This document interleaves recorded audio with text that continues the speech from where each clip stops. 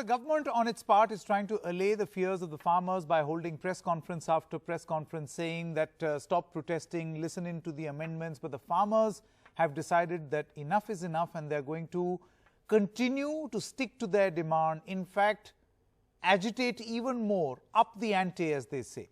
One actor and entrepreneur who's supporting the farmers in their cause is Gul Panag. We spoke to her just a short while ago. Gul, many thanks for joining us. My first question, why did you feel the need to support the farmers, Gul?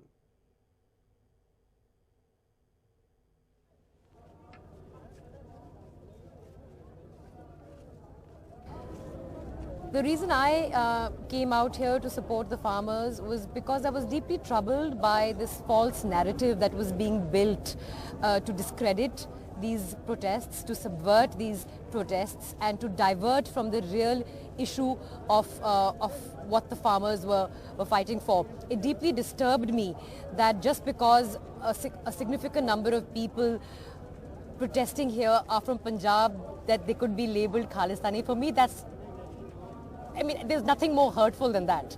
And that, to be honest, to see just because people are protesting against a government to just start this narrative that this could be a Khalistan movement was very, very hurtful, painful, and in fact, I just felt extremely betrayed as a citizen of this country. And I wanted to come and see for myself that was there even an iota of truth in this narrative that was being tried to be spun. And there wasn't. Firstly, there were lots of people from different parts of the country. The first lot of farmers I met, in fact, I put a video out on Twitter as well, were from Haryana. I've met with farmers from Madhya Pradesh, farmers from UP, Rajasthan, and a lot more beyond Punjab. So that was the first thing that I stood corrected on, because I too had actually bought this this narrative that was trying to be pushed out. Being from Punjab, obviously I was aware of the matter and I knew the protests had been on since September, in fact. But it was just the sense of betrayal that brought me here. This point, Gul, that that a bona fide movement was being given this very, very dangerous label. Label, okay. It's interesting that you have used the word label a lot in your first reply. So do you think that these labeling techniques or this label technique is what has created what many are calling now a trust deficit between the government and the farmers?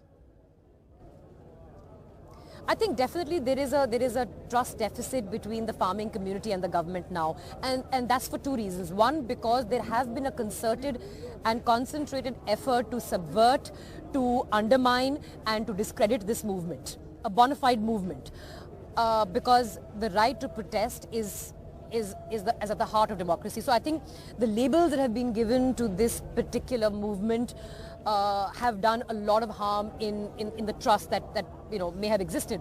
And secondly, perhaps, and I can only sort of speculate, and secondly, perhaps the manner in which first these laws were brought in as ordinances in the month of June, in a time when we were in lockdown, and then they were sort of passed through Parliament, some would say rushed through Parliament, passed by a voice vote.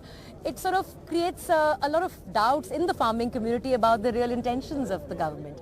I mean, there is such an overwhelming majority that this government has in Lok Sabha, in Rajya Sabha. Really, was there a need to rush through this act like this and put it forward as an ordinance in the middle of a lockdown? So that is where really the doubts about the intention come forward. And they're hard to refute. And most importantly, when the farming community has operated a particular way for over 50 years, and I'm not going to say that way is good, I'm not going to say that way is bad, but essentially everybody wants to make a better life and everybody is pro-reform, but you have to build consensus. When you're going to come in with such sweeping laws that are going to impact the livelihoods of more than 60% of this population, and you're not going to try and build consensus, there is going to be a lot of betrayal, and then there is going to be an increasing trust deficit, and today the talks that are happening, which have been happening every day for the last few days,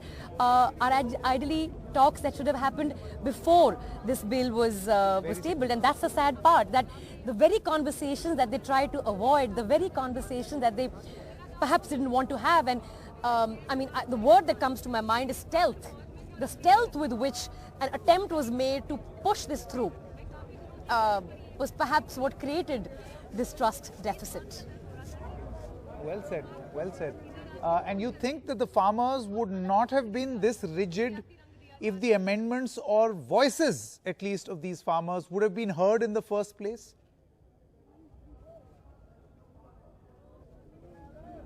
See, I'll tell you a thing about a farmer. A lot of people countered me on social media saying, how are you a farmer? My grandfather served in the army, then came back and farmed. My father served in the army for 40 years, now farms. His brother served in the army for 35 odd years, came back and farmed. So we are essentially farmers. There's no two ways about that. My father lives on a farm at our village, Mahadiya in Fatehgarh Sahib. Now, the thing is, I'll tell you one thing about the way farmers think. You appeal to them, you talk to them nicely, they'll give you a big chunk of good jaggery. But you try and push things down their throat, they will fight over one stem of sugarcane. And that's what, unfortunately, this has come down to. I mean, had this been done in a manner which was democratic, which was engaging, which brought different farmer unions together and tried to build consensus. The harder part of reform is building consensus for reform. Just pushing reform through is never the answer, in my humble opinion. And a farmer everywhere will fight tooth and nail for that one stem of sugarcane. But you ask him nicely, he'll give you this giant piece of jaggery, which will have taken him so much more effort to make. Yeah, no, really well said. I agree with what you're saying. But Gul, what do you have to say about some members of your own fraternity saying things like these people gathered there are gathering there for 100 rupees? I mean, Diljit Dosanjh did try to fight this off, but what's your opinion? It breaks my heart. It breaks my heart into a million pieces.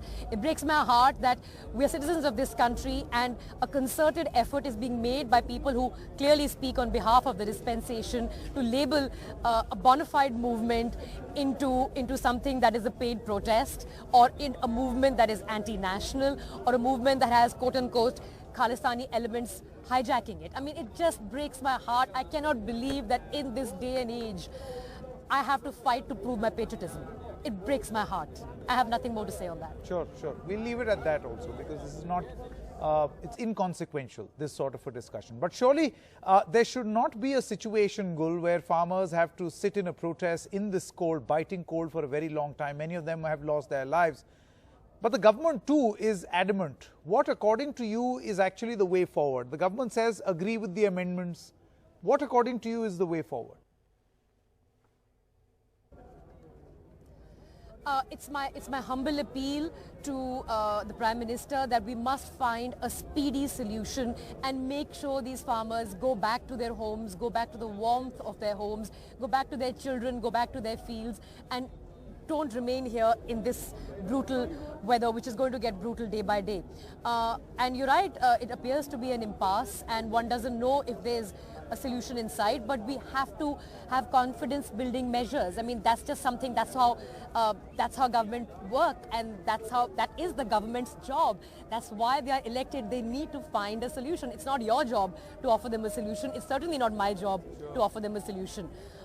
It's what they are elected for. They need to build confidence now, and they need to look like they are willing to listen to these people and sort of narrow the trust deficit that exists. Okay, Gul, I'm going to ask you a difficult question. Let's see if you can answer this one or not. So the thing is that students have protested against the government. Members of the minority community have protested against the government. Doctors have protested. Now even farmers are protesting. And yet every time the government post an electoral win, turns around and says, see, in elections we have won, which means all of this was a bogey. People were with us. Electorally we are strong. And that's the proof that we are right. How do you respond?